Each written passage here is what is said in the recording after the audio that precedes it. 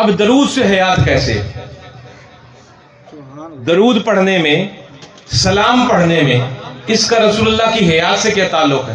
تو سنیے، مفتی صاحب بیٹھے، حدیث ہے کہ جب کوئی سلام پڑھے گا حضور کی روح مبارک کو، یہ میں حدیث کا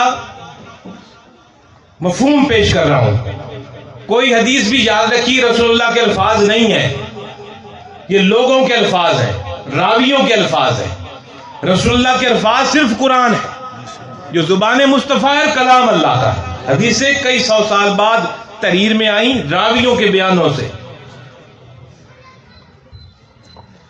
اس حدیث کا مفہوم ہے کہ جب بھی کوئی صلاۃ و سلام پڑھے تو اللہ اپنے حبیب کی روح کو جسم میں لوٹاتا ہے اور حضور اپنے روضہ مبارک سے اس سلام کرنے والے امتی کا جواب دیتے۔ یہ اب حدیثیں وہ بھی پڑھتے ہیں جو کچھ گمراہی کی وجہ سے حضور کی حیات کا انکار کرتے ہیں کہ حضور کے جسم مبارک میں روح لٹائی جاتی ہے، حضور جواب دیتے۔ اب میں پوچھتا ہوں، حضور پر درود و سلام پڑھنے کا وقت کبھی رکتا ہے؟ کبھی رکتا ہے؟ دنیا میں 1 ارب 50 کروڑ مسلمان ہیں، 1 ارب 50 کروڑ مسلمانوں میں سے کہیں نہ کہیں تو کوئی کسی نہ کسی وقت تو ہر وقت تو ضرور پڑھ ہی رہا ہوگا۔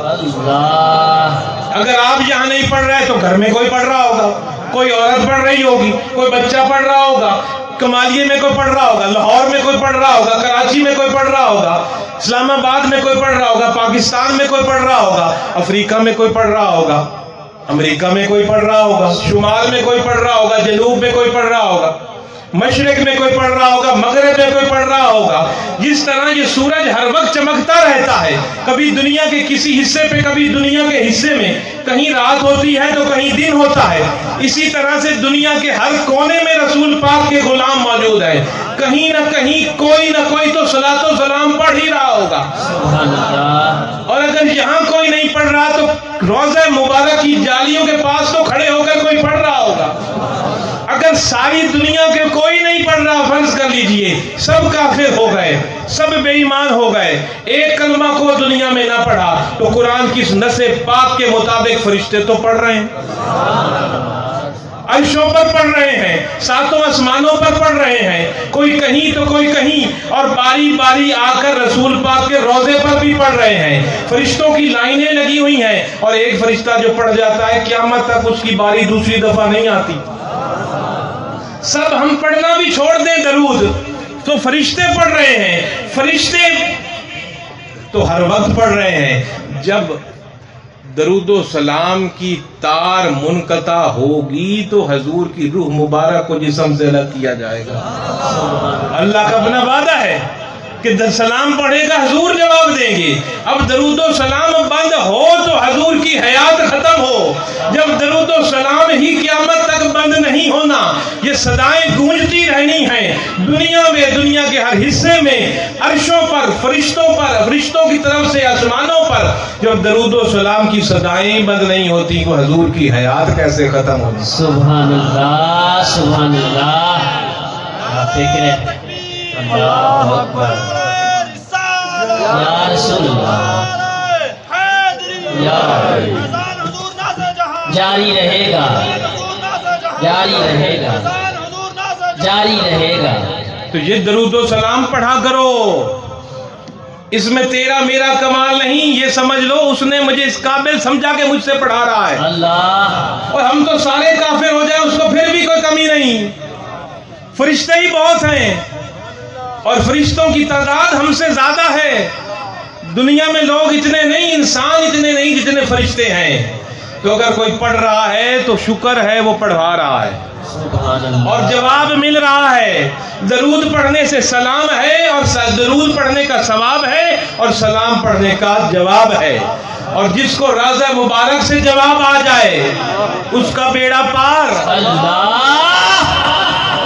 اس لیے درود و سلام پڑھو۔ ایک صحابی آئے اور عرض کی حضور میں نے اوقات کو، وظائف کے اوقات کو 4 حصوں میں بانٹا ہے، 1 حصہ درود پڑھوں گا، 3 حصے باقی وظیفے کروں گا۔ حضور نے کہا بہت اچھا ہے، بڑھا لے تو اچھا ہے۔ اس نے کہا 2 حصے درود پڑھوں گا، 2 حصے باقی وظائف کروں گا۔ حضور نے کہا بہت اچھا ہے، اس سے بھی بڑھا لے تو اچھا ہے۔ اس نے عرض کی حضور 3 حصے درود پڑھوں گا، 1 حصے باقی وظیفے۔ حضور نے کہا یہ بہت اچھا ہے، اس سے بھی بڑھا لو تو ٹھیک ہے۔ اس نے کہا میں ہر وقت پڑھوں گا ہی صرف درود۔ حضور نے کہا نہ دنیا میں تجھے کو کمی آئے گی، نہ آخرت میں کوئی کمی۔ سبحان اللہ، نعرہ تکبیر، نعرہ رسالت، نعرہ حیدری، جشن عید میلاد النبی، آستانہ عالیہ حضرت سید محمد عبداللہ شاہ مشہدی قادری، فیضان حضور ناز جہاں۔ تو جہاں جیسے یہاں ہم بیٹھے ہیں، رب کا ذکر ہو رہا ہے، اس کے محبوب کا ذکر ہو رہا ہے، اس کے محبوب پر درود پڑھا جا رہا ہے، تو اس جگہ پر اس وقت رحمتیں رب کی برس رہی ہیں، اور رب کی رحمت کے فرشتے اپنی پروں کی چھاؤیں کر کر ہم پر کھڑے ہیں۔ اس وقت دعا مانگو تو قبول ہوگی، اس وقت توبہ کرو تو قبول ہوگی۔ اور جہاں رب کی رحمت ہر وقت برس رہی ہو، درود کے روپ میں، رب کے ذکر کے روپ میں، اس گھر میں کوئی بیماری آئے گی؟ اس معاشرے میں کوئی بیماری آئے گی؟ اس جسم میں کوئی بیماری آئے گی؟ اس روح میں کوئی بیماری آئے گی؟ لہذا اللہ کا ذکر اور مصطفیٰ پر درود اپنی زندگی کا اہم ترین حصہ بنا لو۔ اور میرے بھائیو، آخر میں درود و سلام تو پڑھو، اور حقیقی محبت نظر آئے گی جب درود و سلام والے کے رنگ میں رنگ جاؤ گے۔ اور درود و سلام والے کے رنگ میں رنگنا کیا ہے؟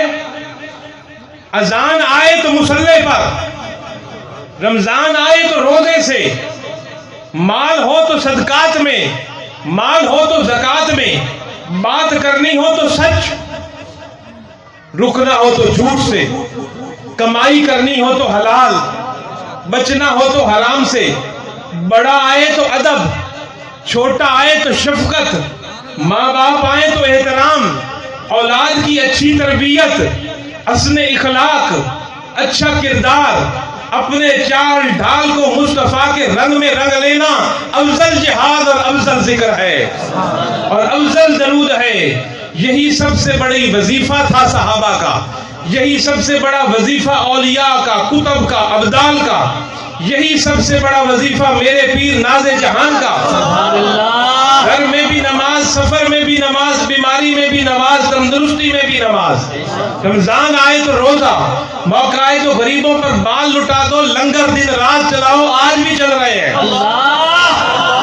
حضور سے پوچھا گیا نبی پاک سے سب سے افضل نیکی کیا ہے؟ حضور نے کہا لوگوں کو کھانا کھلاؤ۔ اس نے پھر پوچھا حضور سب سے بڑی نیکی اس کے بعد؟ حضور نے فرمایا بھوکوں کو کھانا کھلاؤ۔ پھر صحابی نے پوچھا حضور اس سے بڑی نیکی؟ حضور نے فرمایا بھوکوں کو کھانا کھلاؤ۔ تو یہ اللہ والوں کے لنگر ہیں جو نبی پاک کے رنگ میں رنگ کے غریبوں کو کھانا کھلا رہے ہیں۔ جیسا بھی موسم آئے، جو بھی آئے، لنگر چل رہا ہے، جس کو کہیں سے نہ ملے جا کے لنگر کھا لے۔ آستانہ عالیہ حضرت سید محمد عبداللہ شاہ مشہدی قادری، آستانہ عالیہ حضرت سید محمد عبداللہ شاہ مشہدی قادری، فیضان حضور ناز جہاں۔ میرے پیر بھائیوں اور میرے مسلمان بھائیوں اور بزرگوں، اپنی زندگی کو رسول اللہ صلی اللہ علیہ وسلم کی کردار اور اخلاق کے تابع ڈھالو۔ قرآن اور صاحب قرآن سے اپنا رشتہ مضبوط کرو۔ قرآن محض عبادتوں کا مجموعہ نہیں، قرآن ضابطہ حیات ہے۔ دعا کرو اللہ تعالی ہمارے ایوان بھی اسی ضابطہ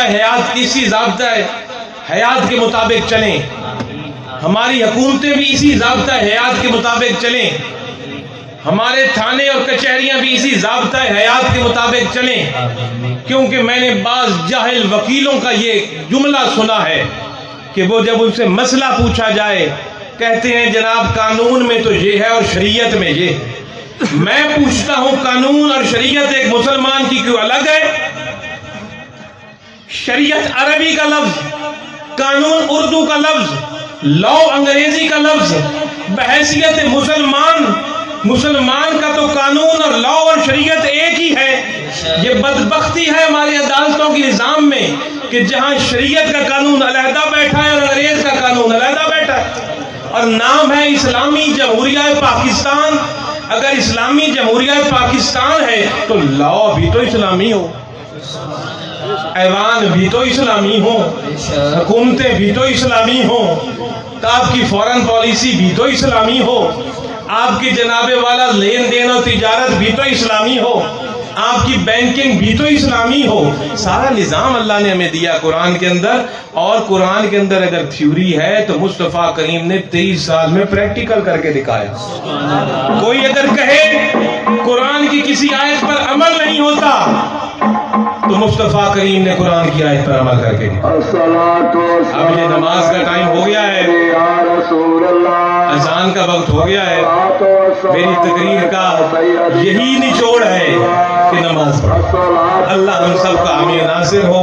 وآخر دعوانا الحمدللہ رب العالمین۔